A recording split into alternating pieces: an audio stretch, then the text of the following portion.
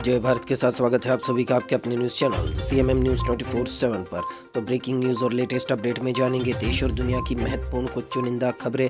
तो बड़ी खबरों में खबर निकल कर आ रही है, इंस्टाग्राम यूजर्स को अब चुकाने होंगे पैसे। जी हाँ दोस्तों, इंस्टाग्राम अब फ्री नहीं रहा, क्या कुछ खबर में जानेंगे। साथ ही खबर आ रही है केजरीवाल और चरणजीत सिंह चन्नी के झगड़े के बारे में। इसी के साथ जानेंगे किस देश में हुआ है कोरोना का विस्फोट। साथ ही जानेंगे अब नहीं रही अमर जवान ज्योति। जी हाँ दोस्तों, अमर जवान ज्योति को विलय कर दिया है दूसरी ज्योति में। इसी के साथ खबर में जानेंगे आज़ाद समाज पार्टी की लेट लतीफ़ी। साथ ही जानेंगे सुप्रीम कोर्ट से कंगना को राहत। फिर आपको बताएंगे सोने चांदी का सर्राफा बाजार का हाल और साथ में भारत के अगले 24 घंटे का मौसम का पूर्वानुमान। तो सारी की सारी खबरें बहुत ही इंपॉर्टेंट है, महत्वपूर्ण है। तो बने रहिए वीडियो के एंड तक और चैनल को लाइक, शेयर और सब्सक्राइब कर दीजिए ताकि आपकी कोई भी न्यूज़ अपडेट मिस ना हो। तो हेलो दोस्तों, आज तारीख हो चुकी है 22 जनवरी 2022 और दिन हो चुका है शनिवार। तो पहली बड़ी खबर में जानते हैं, इंस्टाग्राम यूज करने के लिए देने होंगे हर महीने पैसे। कंटेंट क्रिएटर्स के लिए खुला कमाई का दरवाजा। जहां दोस्तों इंस्टाग्राम अब फ्री नहीं रहा। दरअसल दुनिया के करोड़ों इंस्टाग्राम यूजर्स के लिए यह परेशान करने वाली खबर है। आपको जल्द ही इंस्टाग्राम का प्रयोग करने के लिए करीब $1 से लेकर $10 तक का पेमेंट करना पड़ सकता है। दरअसल मेटा ने हाल ही में इंस्टाग्राम में नए सब्सक्रिप्शन फीचर पर काम शुरू किया है। इसके अंतर्गत कंटेंट देखने के लिए यूजर्स को हर महीने पैसों का भुगतान करना होगा। कंपनी के इस कदम से कंटेंट क्रिएटर्स और इन्फ्लुएंसर्स को फायदा मिल सकता है। बढ़ते अगली खबर की और इस खबर में जानेंगे, भारत विरोधी समाचार और अन्य सामग्री फैलाने वाले पाकिस्तान से संचालित 35 यूट्यूब चैनल बंद किए गए। भारत विरोधी समाचार और अन्य सामग्री फैलाने वाले पाकिस्तान से संचालित यूट्यूब चैनलों, ट्विटर, इंस्टाग्राम, वेबसाइट और फेसबुक अकाउंट के खिलाफ कार्रवाई की गई है। सूचना और प्रसारण मंत्रालय के संयुक्त सचिव विक्रम सहाय ने शुक्रवार को बताया कि 20 जनवरी को मंत्रालय को ये जानकारी प्राप्त हुई थी। खुफिया सूचना के आधार पर उन्होंने 35 YouTube channel, 2 Twitter account, 2 Instagram account और 2 वेबसाइट और एक फेसबुक अकाउंट को ब्लॉक करने के निर्देश जारी किए हैं। बढ़ते अगली खबर की ओर, इस खबर में जानेंगे, नेशनल वॉर मेमोरियल पर जल रही लौ में विलीन हुई अमर जवान ज्योति। जी हाँ दोस्तों, अब बीजेपी सरकार ने ये कदम किस लिए उठाया है ये तो वक्त ही बताएगा। दरअसल अमर जवान ज्योति अब नहीं रही, ऐसा कह सकते हैं। दरअसल विलय कर दिया गया है अमर जवान ज्योति का। मेमोरियल वॉर की ज्योति में देश की राजधानी दिल्ली में इंडिया गेट पर पिछले 50 साल से जल रही अमर जवान ज्योति का शुक्रवार को राष्ट्रीय युद्ध स्मारक पर जल रही लौ में विलय कर दिया गया। एक संक्षिप्त समारोह में अमर जवान ज्योति का हिस्सा लिया गया और उसे इंडिया गेट से 400 मीटर दूर स्थित NWM में जल रही लौ के साथ मिला दिया गया। एकीकृत रक्षा प्रमुख एयर मार्शल BR कृष्णा ने समारोह की अध्यक्षता की। अमर जवान ज्योति की स्थापना उन भारतीय सैनिकों के याद में की गई थी जो कि 1971 के भारत पाक युद्ध में शहीद हुए थे। इस युद्ध में भारत की विजय हुई थी और बांग्लादेश का गठन हुआ था। तत्कालीन प्रधानमंत्री इंदिरा गांधी ने 26 जनवरी 1972 को इसका उद्घाटन किया था। आपको बता दें कि 400 मीटर दूर जल रही लौ में विलय हो चुका है। दरअसल अमर जवान ज्योति एक इतिहास के रूप में है दोस्तों। कई लोगों की भावनाएं इससे जुड़ी है, लेकिन बीजेपी गवर्नमेंट कहीं ना कहीं वो सारी चीजें हटाना चाहती है जो कांग्रेस से रिलेटेड हो, मुसलमानों से रिलेटेड हो। बढ़ते अगली खबर की ओर, तो इस खबर में जानेंगे, यूपी चुनाव 2022, भाजपा ने 85 उम्मीदवारों की लिस्ट जारी की। रायबरेली से अदिति सिंह को उतारा। तो क्या है चुनावी बायर, अब जानेंगे। विधानसभा चुनाव के लिए भारतीय जनता पार्टी ने शुक्रवार को तीसरी लिस्ट जारी की है। इसमें रामवीर उपाध्याय को सादाबाद से टिकट दिया है, रायबरेली से अदिति सिंह को उतारा है। वहीं मुलायम यादव के समधी हरिओम यादव को मैनपुरी से उतारा है। वहीं कन्नौज से असीम अरुण को मैदान में उतारा गया है। देखते अगली न्यूज अपडेट, तो इसमें जानेंगे, कांग्रेस में शामिल हुए बीजेपी से निकाले गए हरक सिंह रावत। बहु अनुकृति ने भी थामा हाथ। थोड़े ही दिन पहले दोस्तों इनका वीडियो वायरल हुआ था, रोते हुए हरक सिंह रावत का। उनको पार्टी से निकाला गया था, बड़ी बेरुखी से निकाला था। तो अब कांग्रेस में ये शामिल हो गए हैं बीजेपी को छोड़कर। दरअसल उत्तराखंड विधानसभा चुनाव से पहले भारतीय जनता पार्टी से निकाले गए पूर्व मंत्री हरक सिंह रावत ने शुक्रवार को कांग्रेस का दामन थाम लिया। आपको बता दें कि हरक सिंह रावत के लिए कांग्रेस में वापसी आसान नहीं है और लंबे जद्दोजहद के बाद आखिरकार वो पार्टी में वापस आ गए। शुक्रवार को दिल्ली में हरक सिंह रावत को प्रदेश के प्रभारी देवेंद्र यादव, उत्तराखंड के पूर्व मुख्यमंत्री हरीश रावत, कांग्रेस प्रदेश अध्यक्ष गणेश गोदियाल और प्रतिपक्ष प्रीतम सिंह ने कांग्रेस की सदस्यता दिलाई, जबकि हालिया मुख्यमंत्री ने उनको पार्टी से निकाल दिया था पुष्कर सिंह धामी ने। तो अब पूर्व मुख्यमंत्री हरीश रावत ने उनको कांग्रेस में वापस ले लिया है। देखते अगली खबर में जानेंगे अरविंद केजरीवाल के खिलाफ मानहानि का मुकदमा दायर करेंगे चरणजीत सिंह चन्नी। जानिए क्या है पूरा मामला। दरअसल चरणजीत सिंह चन्नी और अरविंद केजरीवाल के बाद अब राजनीतिक युद्ध हो रहा है इन दोनों के बीच। ईडी की जो रेड पड़ी है चरणजीत सिंह चन्नी के भांजे के यहाँ, उसके बाद इन दोनों के बीच वाक युद्ध हो रहा है। पंजाब के मुख्यमंत्री चरणजीत सिंह चन्नी ने शुक्रवार को कहा कि आम आदमी पार्टी नेता अरविंद केजरीवाल के खिलाफ मानहानि का वो मुकदमा दायर करेंगे। अवैध खनन मामले में चन्नी के भतीजे सहित अन्य लोगों के ठिकानों पर ईडी की छापेमारी करने के बाद केजरीवाल ने कांग्रेस नेता की ईमानदारी पर सवाल उठाए थे। फिर चन्नी ने आरोप लगाया कि दूसरों की छवि बिगाड़ने के लिए उन पर बेबुनियाद आरोप लगाना केजरीवाल की आदत है। दरअसल चन्नी ने यह भी कहा कि बड़बोलेपन से बाद में इनको अपनी माफी भी मांगनी पड़ती है। बढ़ते अगली खबर की ओर, तो इस खबर में जानेंगे दिल्ली में वीकेंड कर्फ्यू जारी रहेगा, प्राइवेट ऑफिस को मिली राहत। दिल्ली की गाइडलाइंस जारी हुई है। दिल्ली में वीकेंड कर्फ्यू खत्म करने को लेकर बात हो रही थी। सीएम अरविंद केजरीवाल ने उपराज्यपाल से सिफारिश की है। आपको बता दें कि दिल्ली में 8 जनवरी से वीकेंड कर्फ्यू लागू कर दिया गया था। तो क्या कुछ अपडेट आती है हम आपको जरूर बताएंगे। देखते अगली न्यूज अपडेट। तो खबर आ रही है कि पाकिस्तान में कोरोना से भीषण हाहाकार, टूटा नए मामलों का रिकॉर्ड। तो अब पाकिस्तान में भी कोरोना से हालत काफी गंभीर है। पाकिस्तान की परिस्थिति को देखकर ऐसा लगता है कि कोई मनहूसियत छा गई है पाकिस्तान पर। आर्थिक रीढ़ से टूट चुका है, आतंकवाद से टूट चुका है, भारत जैसे बड़े देश को दुश्मन बना लिया है।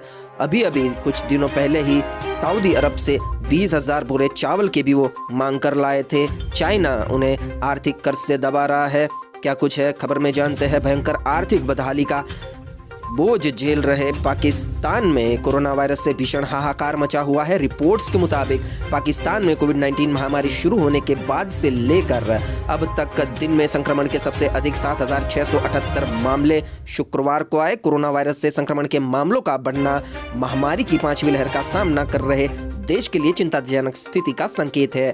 आपको बताते चले कि इससे पहले पाकिस्तान में कोरोना के एक दिन में सबसे ज्यादा मामलों का रिकॉर्ड जून 2020 में बना था। तो पाकिस्तान की हालत आर्थिक रीढ़ से और अब हेल्थ वाइज भी क्रिटिकल होती जा रही है। बढ़ते अगली खबर की ओर। अगली खबर में जानेंगे त्रिपुरा के स्थापना दिवस पर कम्युनिस्टों पर बरसे शाह, दिया बड़ा बयान। अमित शाह ने कम्युनिस्टों के खिलाफ बयान दिया है।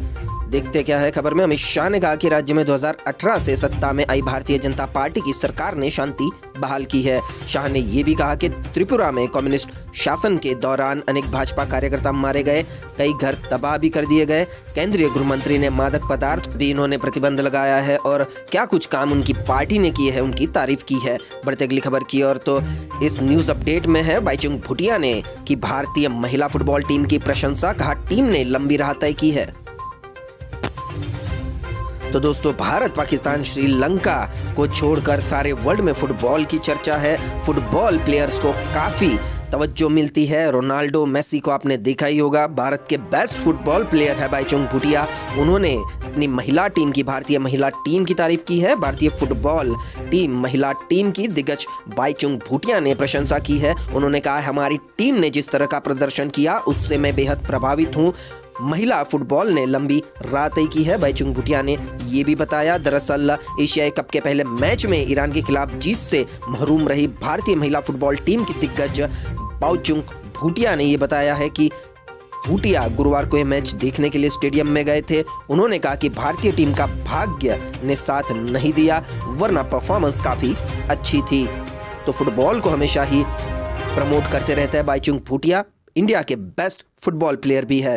बढ़ते अगली खबर की ओर। तो अगली खबर में जानेंगे कंगना रनौत को सुप्रीम कोर्ट ने दी राहत। सोशल मीडिया पोस्ट पर सेंसर वाली मांग याचिका हुई खारिज। जहाँ दोस्तों बीजेपी का राज है, बीजेपी को हमेशा सपोर्ट करती रहती है कंगना, तो फैसला भी उनके हक में आया है।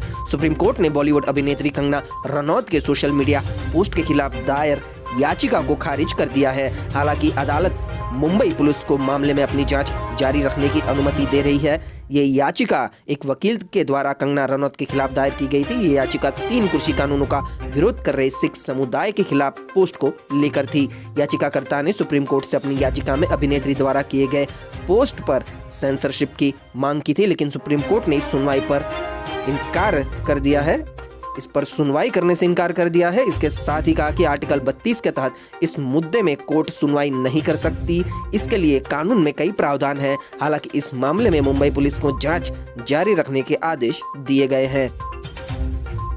तो कंगना को Z+ सिक्योरिटी, पद्मश्री अवार्ड वगैरह वगैरह, बीजेपी की तारीफें, सुप्रीम कोर्ट से राहत, ये सारी बातें आप समझ सकते हैं। बढ़ते अगली खबर की और अगली खबर में जानेंगे आमिर खान की फिल्म लाल सिंह चड्ढा नहीं होगी पोस्टपोन, इस साल बैसाखी पर होगी रिलीज। जहाँ दोस्तों बॉलीवुड के गलियारों से खबर आ रही है कि बॉलीवुड के मिस्टर परफेक्शनिस्ट आमिर खान की फिल्म लाल सिंह चड्ढा का फैंस बेसब्री से इंतजार कर रहे हैं। इस फिल्म के साथ आमिर खान एक बार पर्दे पर सिनेमाई जादू बिखेरते हुए दर्शकों का मनोरंजन करने के लिए तैयार है। लेकिन कोरोना के बढ़ते मामलों के कारण खबरें आ रही थी कि इस फिल्म की रिलीज टल गई है, लेकिन ऐसा बिल्कुल भी नहीं है। निर्माताओं ने बताया है कि ऑफिशियल इस बात का ऐलान उन्होंने किया है कि लाल सिंह चड्ढा तय समय पर ही रिलीज होगी। देखते अगले समाचार, इसमें जानेंगे मनोहर पर्रिकर के बेटे की बगावत, पणजी से टिकट न मिलने से नाराज उत्पल पर्रिकर ने बीजेपी छोड़ी, अब निर्दलीय चुनाव लड़ेंगे। पणजी से टिकट न मिलने से नाराज चल रहे गोवा के पूर्व सीएम मनोहर पर्रिकर के बेटे उत्पल ने बीजेपी छोड़ दी है। मनोहर पर्रिकर की भी इसी सीट से चुनाव लड़ा करते थे। गुरुवार को बीजेपी ने विधानसभा चुनाव के लिए 34 कैंडिडेट्स की लिस्ट जारी की है, लेकिन इसमें उत्पल पर्रिकर का नाम नहीं था। पार्टी ने यहां से बाबूश मोन्सेराटे को टिकट दिया है। आपको बता दें कि हमेशा मनोहर पर्रिकर के ये विरोधी थे। इसके बाद से ही उत्पल के बीजेपी छोड़ने की अटकलें थी। शुक्रवार को उन्होंने साफ कर दिया कि वे पणजी सीट से निर्दलीय उम्मीदवार के तौर पर चुनाव लड़ेंगे। तो इस समाचार में जानेंगे रूस और चीन ने उत्तर कोरिया का किया समर्थन, जाने सुरक्षा परिषद में क्या हुआ। रूस और चीन ने उत्तर कोरिया द्वारा हाल में बैलिस्टिक मिसाइल परीक्षण किए जाने को लेकर उसके 5 अधिकारियों पर प्रतिबंध लगाने से संयुक्त राष्ट्र सुरक्षा परिषद को रोक दिया है।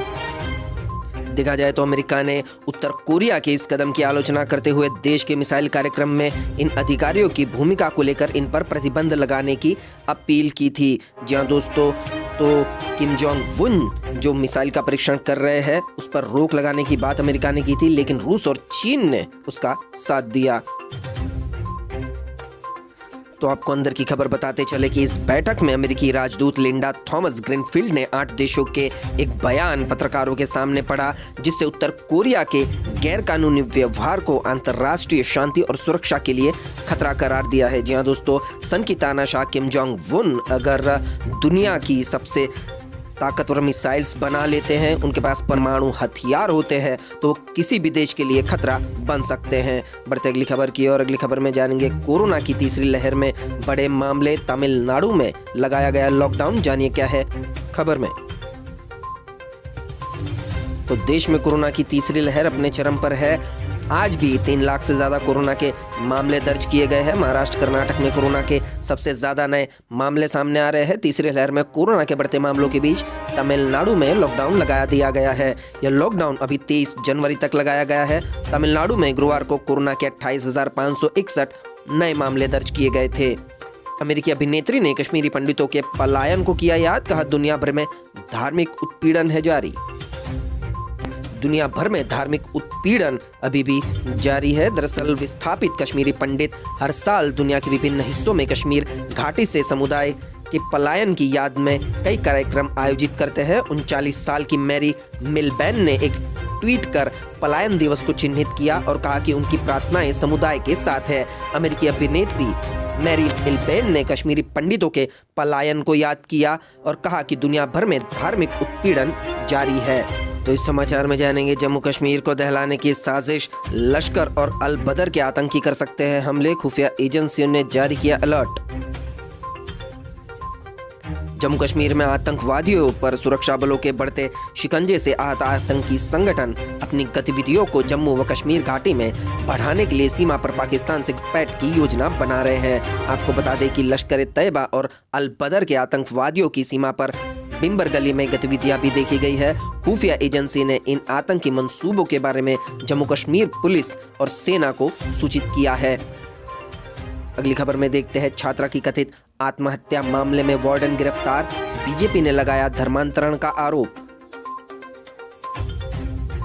तमिलनाडु के तंजावुर जिले में तिरुकट्टुपल्ली पुलिस ने शुक्रवार को कहा कि 12वीं की छात्रा की कथित आत्महत्या के सिलसिले में उसने यहां की एक मिशनरी स्कूल के छात्रावास के वार्डन को गिरफ्तार किया है। भारतीय जनता पार्टी ने आरोप लगाया है कि स्कूल प्रबंधन के धर्मांतरण प्रयास के चलते इस छात्रा ने कथित रूप से ये कदम उठाया। पुलिस ने कहा कि वार्डन को गिरफ्तार कर लिया है और उसे हिरासत में भी भेज दिया गया है।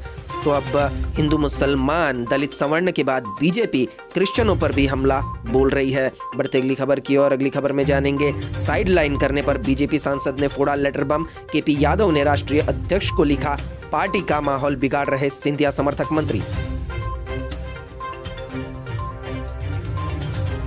तो केंद्रीय मंत्री ज्योतिरादित्य सिंधिया को हराने वाले गुना शिवपुरी क्षेत्र के सांसद कृष्णपाल सिंह यादव ने लेटर बम फोड़ा है। उन्होंने उपेक्षा और साइडलाइन करने का आरोप लगाते हुए भाजपा के राष्ट्रीय अध्यक्ष जेपी नड्डा से दर्द बयां किया है। उन्होंने नड्डा को चिट्ठी लिखी है जिसमें बताया है कि ज्योतिरादित्य सिंधिया समर्थक पार्टी का माहौल बिगाड़ रहे हैं। उन्होंने सिंधिया समर्थक मंत्रियों पर गुटबाजी और भेदभाव करने का आरोप लगाया। यह चिट्ठी सार्वजनिक होने के बाद पार्टी में गुटबाजी का मामला गर्मा गया है। देखते अगली खबर। इस खबर में है, कमलनाथ मीडिया पर भड़के, स्टेट हैंगर पर शिवराज से मुलाकात पर सवाल उठे तो कहा अचानक मिल गए।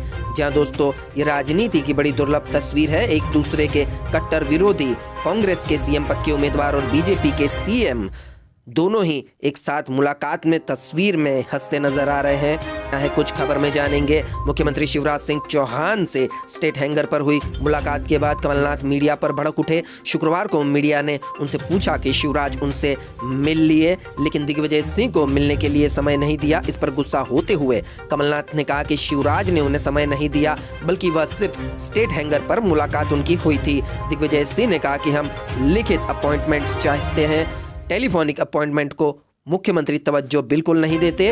वो सीएम शिवराज सिंह चौहान से मिले। उन्होंने कहा कि कमलनाथ आ रहे हैं, मैं जा रहा था, सौजन्य से बस मुलाकात हुई और राम राम हुई। दरअसल इन दोनों के बीच थोड़ी लंबी बातें भी हुई। शिवराज सिंह चौहान ने कमलनाथ को कहा कि आप दिग्विजय सिंह को समझाइए, वो धरना दे रहे हैं। इस पर कमलनाथ ने भी कहा कि जी हाँ, मैं उन्हें समझाने की कोशिश करूंगा। तो ये पॉलिटिक्स है दोस्तों, इसमें सब कुछ जायज है। बढ़ते अगली खबर की ओर। इस खबर में जानेंगे, कांग्रेस एमएलए बोली सीएम नीतीश पर चले हत्या का मुकदमा। तो महिला विधायक ने शराबबंदी हटाने की मांग कर दी है। शराबबंदी हटाने से उनका मतलब है कि अवैध शराब ज़्यादा बिक रही है। शराबबंदी के बाद और इसका जो भी रिश्वत का पैसा है, हफ्ता है, मंत्रियों से लेकर बड़े बड़े कलेक्टर्स और पुलिस वालों तक जाता है। और जहरीली शराब बनाने वाले लोग जहरीली शराब बेचते हैं, उनसे कई लोगों की मौत हुई है। तो इसीलिए महिला विधायक प्रतिमा दास ने कहा है कि सीएम नीतीश पर हत्या का मुकदमा चलना चाहिए, जो कि बिल्कुल भी बेतुकी बात है। बढ़ते अगली खबर की ओर। इस खबर में जानेंगे, मेरठ आजाद समाज पार्टी की प्रत्याशी नहीं कर पाई नामांकन। तो खबर में है आजाद समाज पार्टी की लेट लतीफी के बारे में। चंद्रशेखर आजाद रावण की पार्टी आजाद समाज पार्टी की मेरठ की उम्मीदवार लेट हो गई। उनका टाइम ओवर होने पर मजिस्ट्रेट रूम में वो पहुंची, नामांकन दाखिल नहीं कर पाई तो उन्हें धरना देने की भी धमकी दी। महिला ने भेदभाव करने का भी आरोप लगाया। दरअसल आजाद समाज पार्टी की महिला प्रत्याशी लास्ट टाइम पर नामांकन करने पहुंची। 3 बजने में 1 मिनट बाकी थे, तब प्रत्याशी मजिस्ट्रेट रूम के बाहर पहुंची और टाइम ओवर हो गया। इनको नामांकन भरने नहीं दिया गया। काफी तमाशा हुआ। उसके बाद पुलिस ने आकर इनको मौके से हटाया। बढ़ते अगली खबर की ओर। इस खबर में जानेंगे, अमर जवान ज्योति पर भड़की सियासी ज्वाला। छत्तीसगढ़ के सीएम ने बयान दिया कि निशानियां मिटाने से माफीनामे शौर्य चक्र में नहीं बदलेंगे। कांग्रेस ने कहा कि ये शहीदों का अपमान है, क्योंकि बरसों से अमर जवान ज्योति जल रही है। कई लोगों की भावनाएं इससे जुड़ी है। नई दिल्ली के इंडिया गेट से अमर जवान ज्योति को वॉर मेमोरियल में शिफ्ट किया जा रहा है।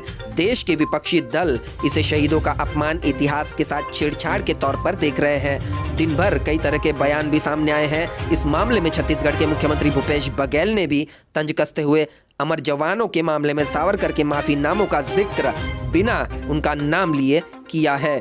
देखते अगली खबर। अगली खबर में जानेंगे कि ईडी की रेड के सियासी संग्राम में कूदे कैप्टन। चन्नी गवर्नमेंट को बताया सूटकेस की सरकार। रेत खनन में कार्रवाई न होने पर सोनिया गांधी को भी घेरा।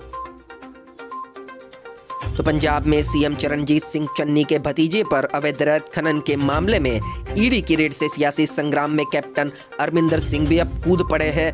उन्होंने कहा है कि ईडी रेड में मिले करोड़ों रुपए से चन्नी सरकार सूटकेस की सरकार साबित हुई है, जिन्होंने आखिरी 3 महीने में पंजाब में ट्रांसफर और पोस्टिंग की इंडस्ट्री चलाई।